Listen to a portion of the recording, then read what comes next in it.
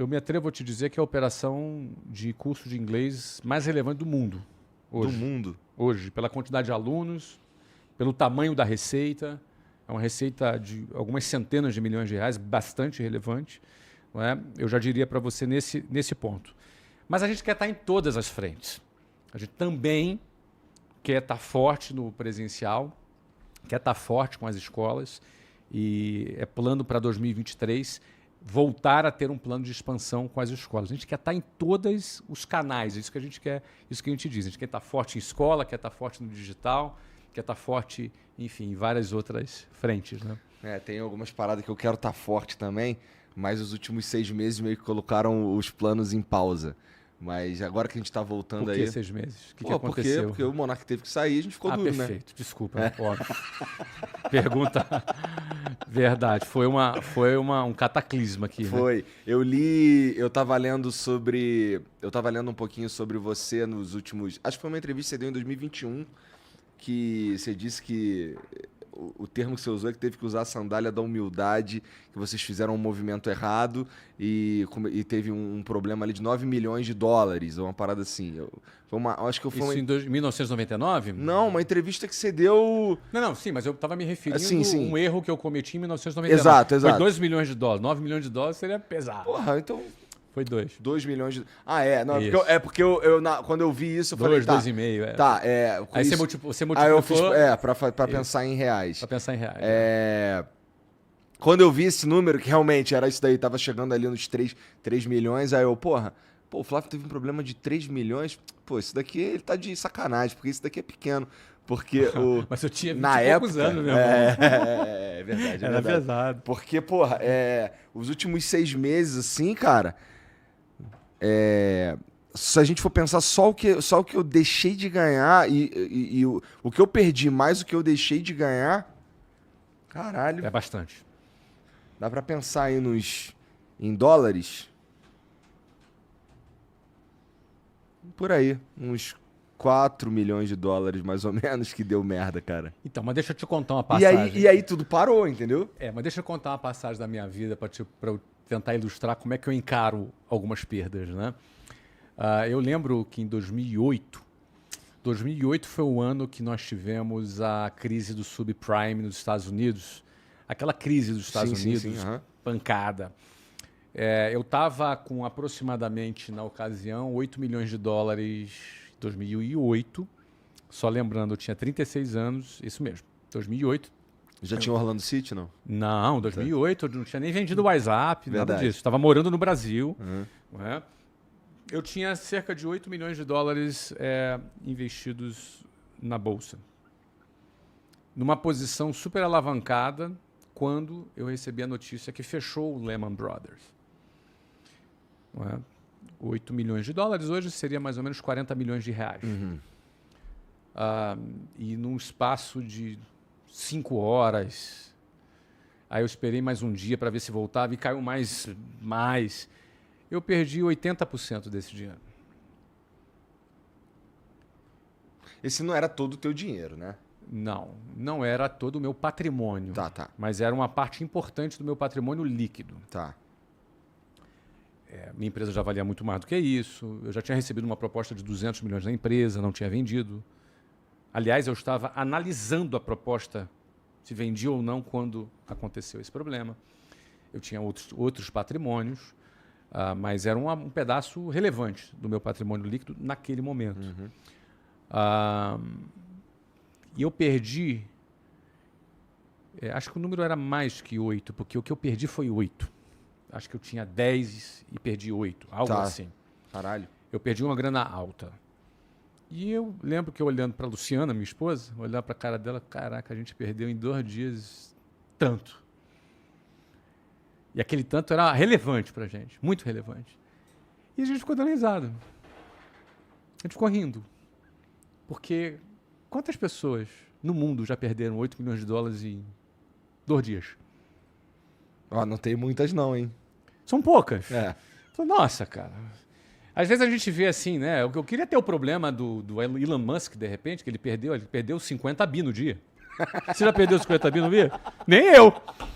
Nunca tive esse problema. Eu gostaria de ter esse problema. Parece um bom problema Parece para um se bom ter. problema para se ter, concorda? Então tem alguns pontos de vista. É claro que as situações ruins, quando elas acontecem, a gente não vai ficar dando uma de hiena, né? Ou ficar dando uma de bobo da corte, dando risada da desgraça simplesmente. Eu acho que se a gente aprendeu com ela e a gente tá vivo, cara, faz parte do jogo. O jogo da vida é esse. Faz parte do jogo. Quantas pessoas quebraram completamente durante o Covid? Quebraram Sem completamente. chance de voltar, né? Eu conheço cara que tinha centenas de milhões e perdeu tudo. Eu conheço. Porra. Eu conheço.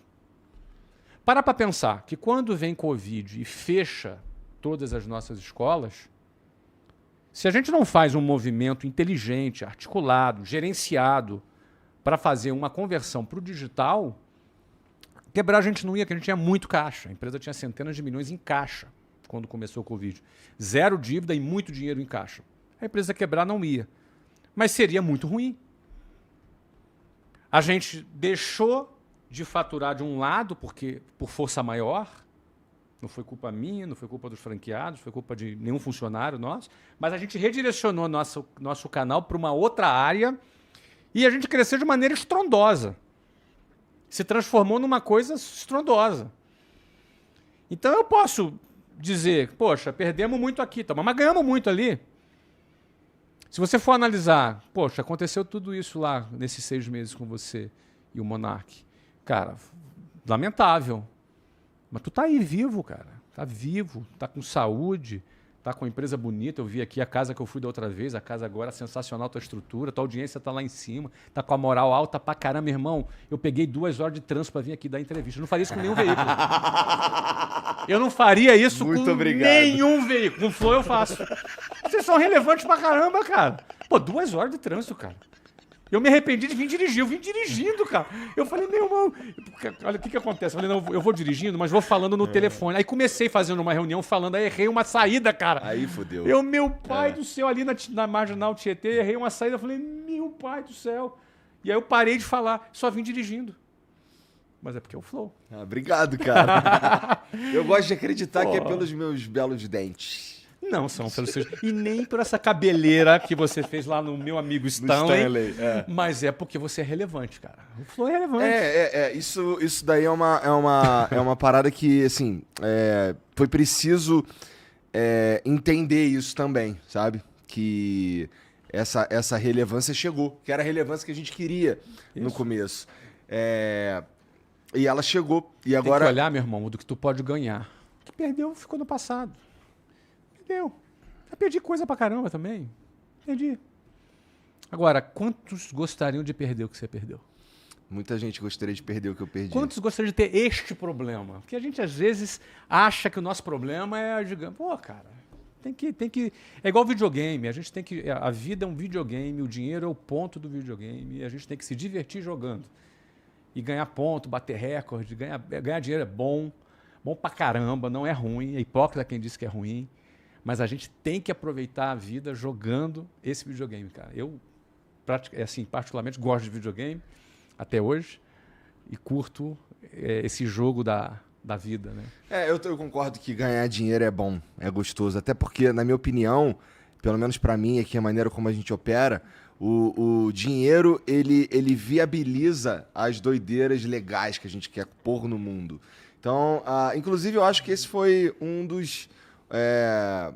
talvez o nosso maior erro. Você falou sobre começar de novo e tal, não sei o quê.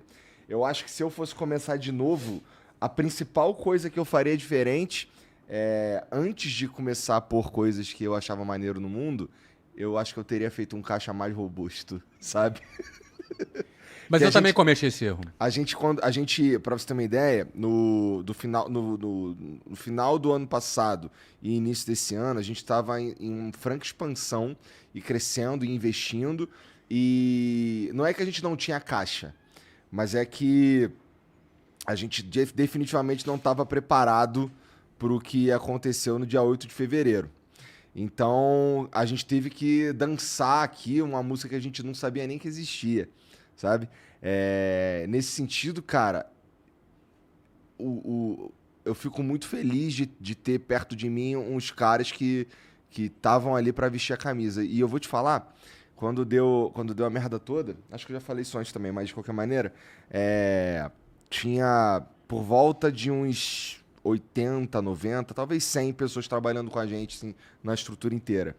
E, pô, aí a gente falou, cara, ó, deu merda. Por um tempo eu segurei, abaixou o meu salário e o salário dos líderes e tal, mas chegou uma hora que só não tava dando pra manter tudo. Gente, ó, vamos precisar fazer uma redução salarial aqui. A gente acabou de dar um aumento, a gente tinha dado um aumento em dezembro.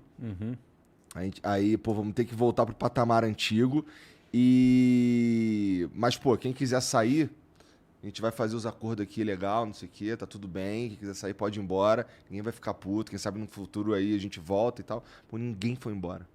Ninguém. E eu nunca tinha visto isso, cara. Uma parada de... Uma situação como a que a gente passou aqui de dificuldade, assim, de caixa, assim, brutal.